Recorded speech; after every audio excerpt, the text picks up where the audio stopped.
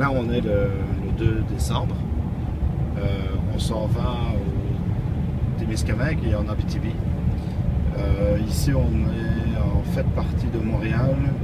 Montréal, on va vers le nord. On passe Saint-Sauveur, on passe Mont-Laurier. Là, on traverse présentement le parc de la Vérandrie. Puis, c'est ça, on a des producteurs de blé, producteurs de sarrasin aussi, en Abitibi et au Témiscamingue.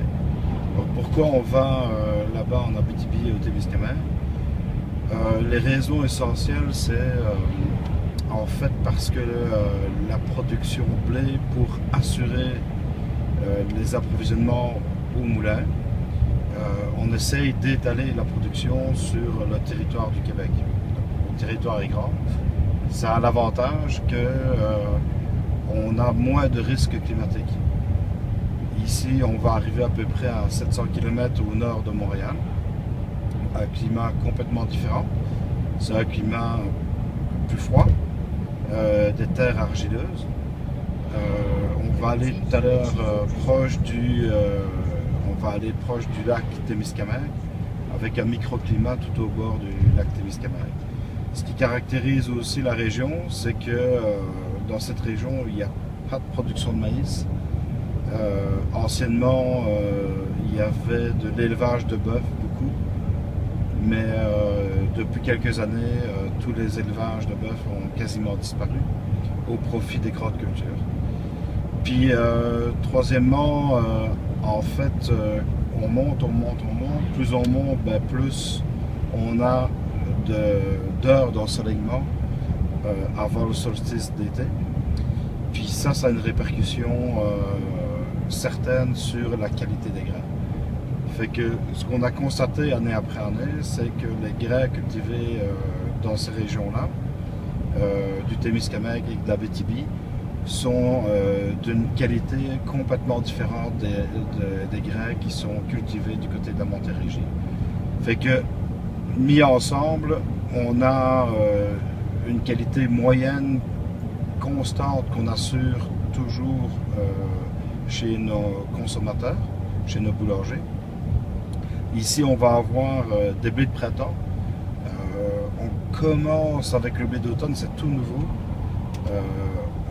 On va voir ce que ça donne dans l'avenir, mais c'est vraiment tout nouveau. On commence seulement avec le blé d'automne. Donc ici, on fait cultiver essentiellement des blés de printemps. Les blés de printemps qu'on fait cultiver, c'est ce qu'on va appeler des blés de force, qui sont caractérisés par des protéines relativement élevées et aussi une forte retenue gazeuse. Les grains qu'on a ici au Témiscamingue et en Abitibi sont de très haute qualité. En fait, si on regarde la carte, on arrive plus ou moins à la même hauteur qu'au Winnipeg. Donc là où se fait la région où se fait vraiment les blés de force de qualité du Canada. Fait que c'est ça.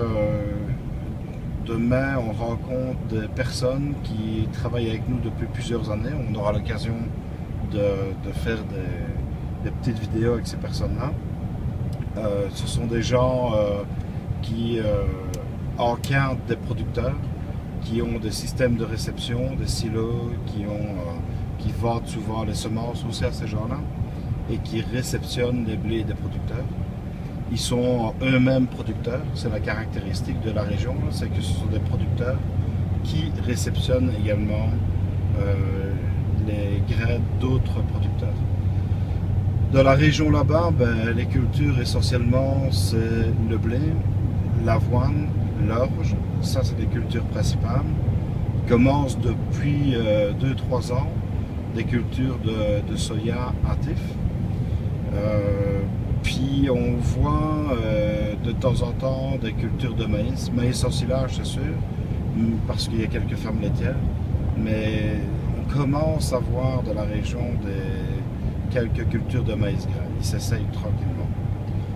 Fait que c'est ça, vous allez découvrir la région du Témiscamingue et de l'Abitibi en passant par le parc de la Vérandrie.